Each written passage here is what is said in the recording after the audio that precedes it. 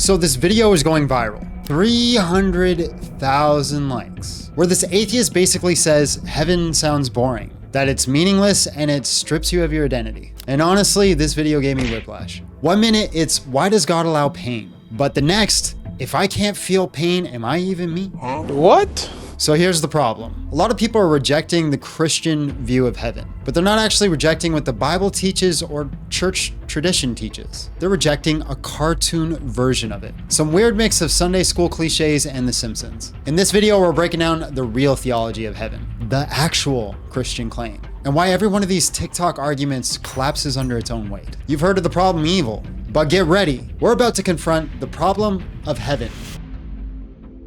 Usually there are two different views of heaven that people believe. The first one is that you will be happy eternally worshiping God, singing hymns, bowing down on your knees, etc. Which, first of all, why would a loving God want or need eternal worship? Being stuck. Oh my God, I'm so sick of that. Why would God want or need an eternal worship? Okay, well, it's not about God, right? Why does everybody always assumes worship is about the person receiving the worship, right? Like, listen, okay, a lot of people worship musicians.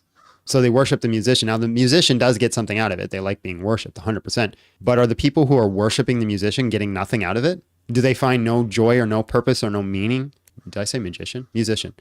Are getting nothing out of it? No, they're getting something out of it, right? When you worship something, you're worshiping it for your sake, not for the sake of the thing. So this idea that worship is only ever meant for the person receiving the worship is stupid. Is so stupid, because if that was the case, nobody would ever worship anything ever. You worship something for your sake. You worship God for your sake, not for God's sake. I hate this argument. It's so dumb. Why does God need worship? There's me being condescending. Well, she can't hear me. With billions of people bowing down a gazillion times forever and ever doesn't sound fun to me. The second view that people...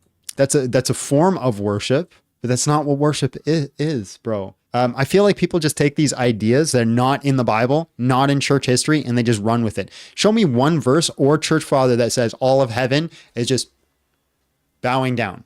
Just, yes, Lord. Yes, Lord. That's all it is. Show me one verse or one church father that says this.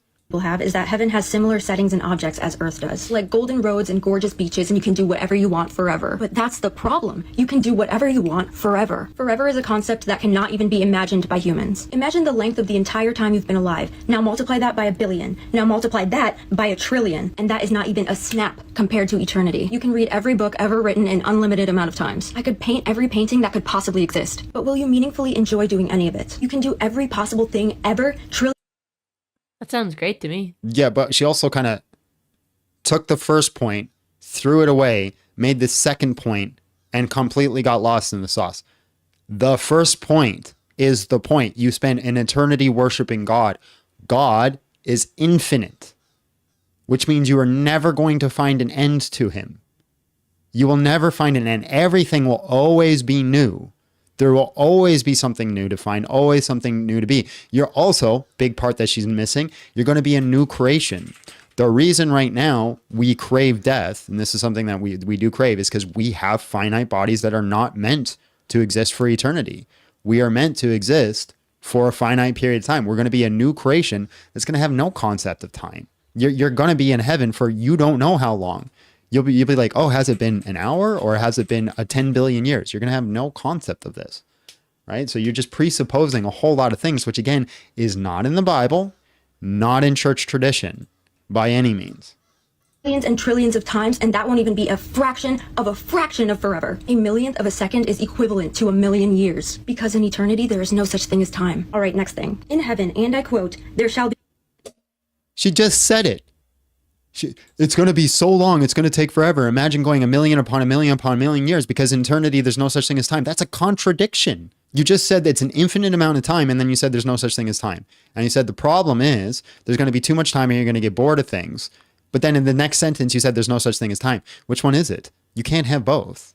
No more death, nor sorrow, nor crying, nor pain. Let's say your passion on earth was, random example, basketball. What meaning can basketball have if you can't? I swear to God, if she brings up the defeater argument as a problem, I'm going to do 10 backflips and kick a hole through the wall. I swear she's going to do it. Watch. Can't fail at it. If you make the shot every time, it is no longer special. There is no... She did it. She did it. She 100% did it. She did it. Every atheist out there I've ever argued with.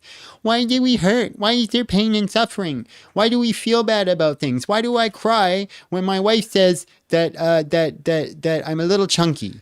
Right? Like, why do all these things happen? Why is there sadness? I would prefer an egalitarian point of view. And then what's her argument? What is her argument? What does she just say? She just said, hey, everything loses meaning if you can't lose at things, if you can't suffer, if you can't do these things, there is no meaning to it. That's what she literally just said that.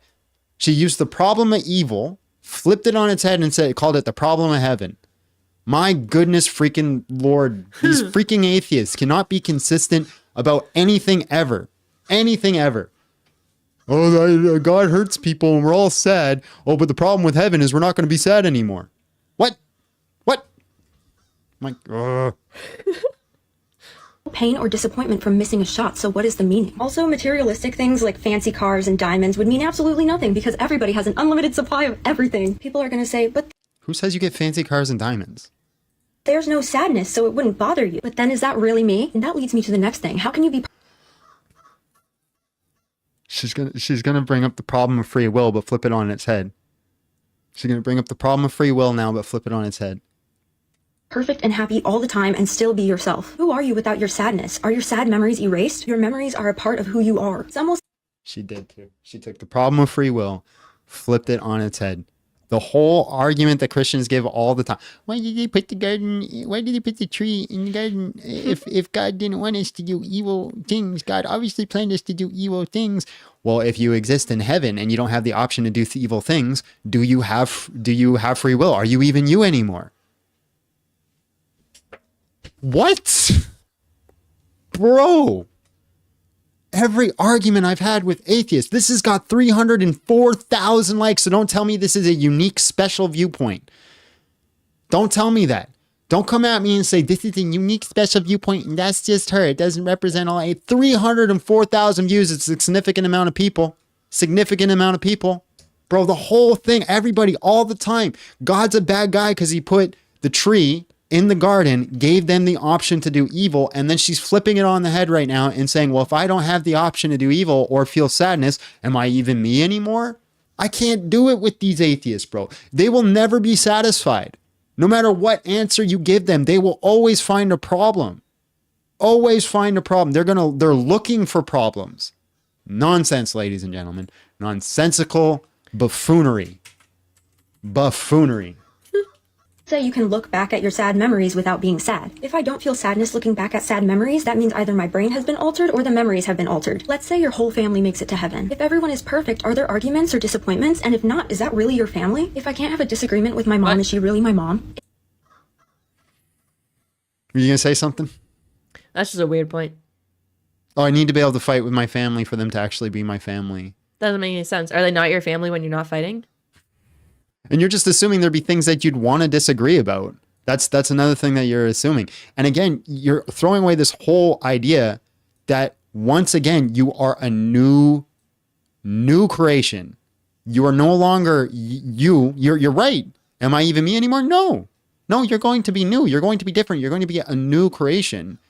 And you're assuming that the God of the universe is going to put you in a certain stance or certain state that's not appealing to you. Right? No, he knows you. He created you. He created you for this thing specifically. That's why it's going to be good, because you're meant to do it. You're meant to worship God for eternity. That's what you're designed for. And you're like, I don't like it and I don't want to. Okay, well, guess what? If you don't want it, God says, fine. You don't have to have it. Then he sends you to hell where you get all those things where you get to be you. You get to suffer. You get to have pain. You're going to find all your meaning and purpose there. But why would God send this to hell? No, what atheists want. This is what atheists want. I'm going to tell you exactly what atheists want. Look, I know, listen. Atheists want God to look at everybody's individual mind and cater exactly to everything that they want and they desire very specifically and give no differences. Every person gets to create and invent their own heaven. And you know what would happen if everybody got to do that? They would all be miserable.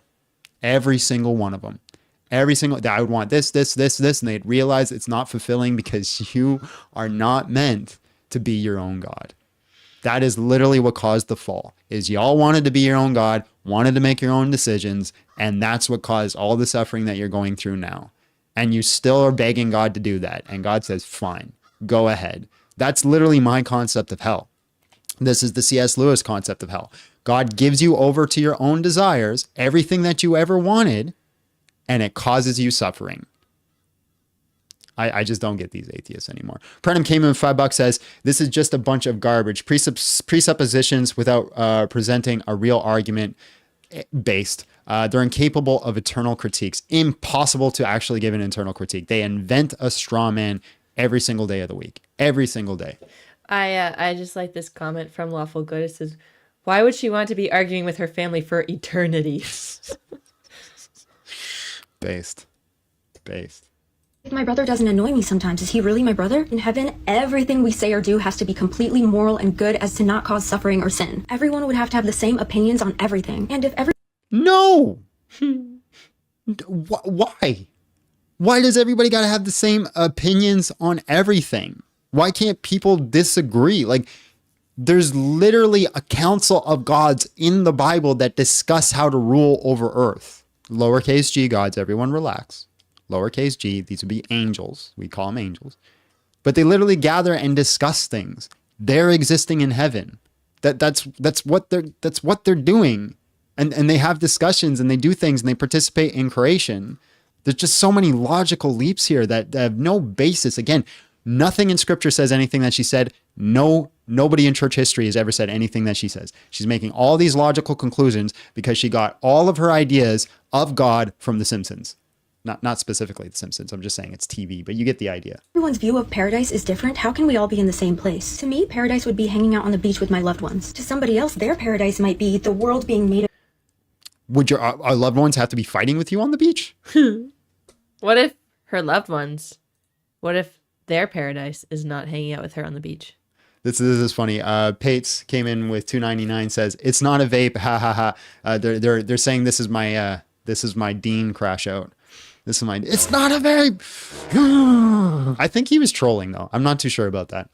But yeah, she's like, my heaven is sitting on a beach with my loved ones. But then she made a whole bunch of problems earlier in the video saying, I need to fight with my loved ones for them to really be me. She's contradicting her own viewpoints as she goes through this video. This is insane. of ice cream and it never melts and never goes bad. Your view of paradise could be being in your favorite video game or movie. What if your view of paradise is wanting to help others, but nobody needs... She's literally saying what I said that all atheists want. All atheists want to be able to build and create their own. They want Minecraft heaven. They want Minecraft heaven. They want to build up and invent their own version of paradise. And they're going to realize, listen, Minecraft's a good game.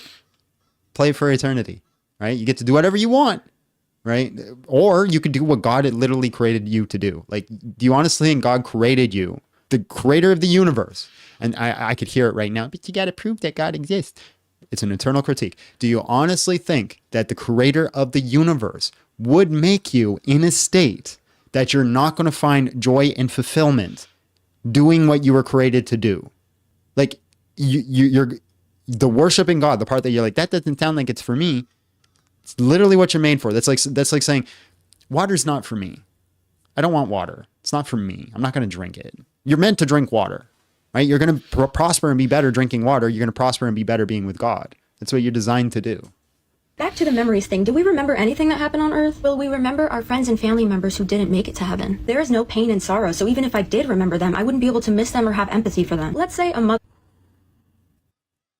Did she just not say, like, 2 seconds ago that she wanted pain and sorrow? Mother goes to heaven and her daughter goes to hell. She either would remember her, but not be able to feel sad about her being in excruciating pain forever in the pits of fiery... Who says she doesn't have the ability to? Whoever made that claim that you do not have the ability to do it, right? It's a very possible thing that because of the type of creation that you are, you learn how to grieve better. You learn how to grieve better. You become a new creation that is sanctified, that can be at peace with the idea of loss. So there's this idea, it's like, okay, why won't you suffer in heaven? And the idea goes like this. It's not because you have this inability to suffer. So for example, imagine that you touch a hot stove as a kid. It burns your hand. Ouch, that hurt. You learn down the road, what'd you learn, Abby? Don't touch hot stoves. Okay. Abby, when's the last time you intentionally touched a hot stove? I don't think I ever have. Okay. Did you learn not to touch a hot stove? Yes. Okay. Do you think you're ever going to touch a hot stove intentionally? No. Why? Because it will hurt. Because you know that. So you are now a creation that understands that touching a hot stove hurts. So you never touch the hot stove. So is it logically possible that you eventually become a creation that learns how to deal with pain and suffering in such a way that you no longer deal with pain and suffering? It's not the fact that you just cannot do it or it's impossible. It's that you become a thing, a being that grieves properly, that understands loss properly, that understands how to move forward properly, that understands not how to do things that cause pain and suffering. This is a virtue ethicist. It's not the idea that we're all going to agree and get along and do things. It's just that you all become beings that understand that you need to seek out the greatest possibility of what is good. And therefore, because of this process of sanctification, you remove all suffering. What if the only bad thing the daughter ever did was just not go to church? Rules are rules, so she gets forever torture. Show me the rule. Show me the rule. Show me the scripture that says if you don't go to church, you go to forever torture land. These freaking TikTok atheists are the bane of my existence. And it's one of the reasons I stopped doing response videos. Because listen, how long have we been responding? This is a 4-minute video. And we probably have been responding to it for what, 20 minutes now? And if I was to make a response video to this and upload it to TikTok, on TikTok, it would take, you can only upload 10 minutes. And because she's just spouting a whole bunch of nonsense. And I got to pause it every 5 seconds and mention all the problems with it. This literally is one of the reasons I stopped doing response videos on TikTok, because it became impossible to deal with their freaking gish gallops, because they mentioned so many things. I have to put out 3 videos to go over every single point that they make. And if I don't address every single point that they make, someone in the comments says, you didn't mention this part. Obviously she's right about that and you're wrong about it. It's like, bro, you ain't going to watch no 20-minute 2-part video on TikTok. It's not going to happen. I've tried it. I did it with Dan McClellan. I made two 10-minute videos with Dan McClellan as a response to him. It got no views. None. But when I did my 1-part response video with Dan McClellan, that was nice and quick. Tons of views, because that's how TikTok works. It's just the nature. She makes a 4-minute video where she just rambles about nothing with no basis, no evidence, and the freaking anti-Christians eat it up and say this is all facts and true. Christians don't even read their own Bible. Bro, you don't even read our own Bible. Sure. On to my next point. Whenever I ask a Christian why does God allow so much evil, they always say because God allows us the gift of free will, and without free will, we would just be robots. And this is literally the complaint that you said earlier. Would I even be me without the option of evil? You literally said that. This is your own complaint, you freaking moron. My goodness. You literally said this freaking not even a minute ago in your own video. That would I even be me if I didn't have the option of evil? Ain't no way, bro. there is no good without evil. Wait a minute, but in heaven there's no evil, right? There's no sin or sadness and everyone is good and pure. Let me get this straight. You say that evil exists because we have free will. If we didn't have free will, Right. It's not because in heaven there's no possibility of evil. Again, read the book you're critiquing. How did Satan get thrown out of heaven? Ladies and gentlemen, how did Satan get thrown out of heaven? Anyone? Bueller? How did it happen? Was it by not sinning and not doing evil? Did he get thrown out for being a great guy? He sinned. He sinned. He did evil in heaven. So why is there, it's the logical thing is here. It's not that there's no sin or evil in heaven because it's impossible to do it. It's because you're going to be a creation that doesn't seek it out. This is the process of sanctification. We start broken. We work to being that type of being. That's the whole point. It's not the simple fact that you just can't do it. It's impossible because Satan and a third of the angels did it. I'm going to have a panic attack. we would all be robots. And also, heaven has no evil. Here on earth, we're all sinners and nobody's Ain't no way she got that attitude. And she ain't never read the damn book. perfect. But if we are made to be perfect in heaven, then wouldn't we all be exactly the same? Robots. How would our appearances change to be perfect? What does that look like? Would I... Abby? It's just so dumb. It's so dumb. There's not like one perfect picture of what we're supposed to look like. But I assume our bodies will just not be so broken and the assumption here that's driving me is we are going to be made to look perfect rather than we're going to be made to understand that looks has nothing to do with perfection. Listen, a lot of girls nowadays, I ain't getting no short king, right? Do you think that these girls are going to care in heaven on whether or not they're short? or all the short guys are gonna get They're all going to be 6'1". stressed out. All 6'1". That's perfection. 6'1". That's the standard. She got us, ladies and gentlemen. She solved the problem of atheism. She proved all Christianity false because listen, 6'1". A lot of people think it's perfect. Some people don't. So some people in heaven, their idea of perfection is being 6'2". Some other people's idea of perfection is 6'1". You can't be both. One of them's got to be perfect. So which one is it? And if you're sick, she solved it. She conquered us, guys. Listen, I'm sorry. You should all leave your faith. Christianity has now been disproven. It has now been disproven. Just be a soul with no thoughts of my own made to be artificially happy forever? Your soul will only feel happy about it, so you won't even care. I care now. And who am I without sin? If I wanted to eat an entire...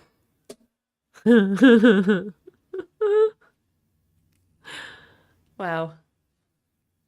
She said it again. Who am I without sin? Oh my goodness, it hurts my soul. pint of ice cream, wouldn't that be gluttony? Am I allowed to do that? No. No, you can But- eat an entire... You also probably won't want to do that. Because here's the thing. I know eating a pint of ice cream is not good for me. I'm not going to feel good. But I do it anyway. Actually, I don't do that. But No, like, but people do. Even if you did, no, it's not a sin. Here's when it's a sin. If you're eating entire pints of ice cream every single day and you start looking like Beluga the whale, right? That's when it starts becoming the sin. Right? That's gluttony because then you're taking in excess of... But no, absolutely, you can enjoy things. There's an entire book of the Bible, Ecclesiastes, that's all based on the idea of enjoying things. Drink your wine, eat your food. God made this for you. Life is short. Do it. That's the whole book of the Bible. But here's the thing. If you have all the ice cream and no one else has ice cream and you're eating it all, you're a douche. You're in sin. Right? That, like, my goodness, freaking gracious. Like, just every one of these, there's this old saying that atheism is a path littered with red Bibles. BS. Bullcrap. Nonsense. Buffoonery. No, y'all didn't read the Bible. But here's how they say they read the Bible. They read bits and pieces throughout years, and they just determined that eventually they read the entire Bible, right? Oh, obviously, I read this here at this year and this year at this year. But I guarantee you, the vast majority of these deconstructioners, I'm going to put money down that this woman never sat down, opened the Bible, read the thing front to back, right? Abby, how long have you been a Christian? My whole life. How many times have you read the Bible front to back? Don't know. Probably like 3. I know of one that I've time. I know tracked. one time you did it because I was there when you did it. So I know one time you read the entire thing. I think maybe 3. Yeah. So, but tracked front to back, right? Most Christians haven't even read the entire Bible. I've asked you guys, right? I've read it front to back twice, and the amount of times I've read it outside of doing front to back, I don't know. But I also do this for a job, so I kind of have to read it. But most people don't, and they just invent these ideas and these narratives because of just stupid concepts that somebody else told them. In heaven? Can you sin in heaven? Can I litter in heaven? Would littering Yes, you can. You won't. still be a sin even if it didn't cause any harm? Would the receipt I threw just poof You just assumed sin is or utilitarian. Yeah. What were you gonna say? Well, I don't know why she's assuming that our bad actions are just going to disappear. Like, of course it's still going to be bad, but I'm not going to do it because I'm not bad. Right. Just like I don't litter now. I can, I don't. Right. Based.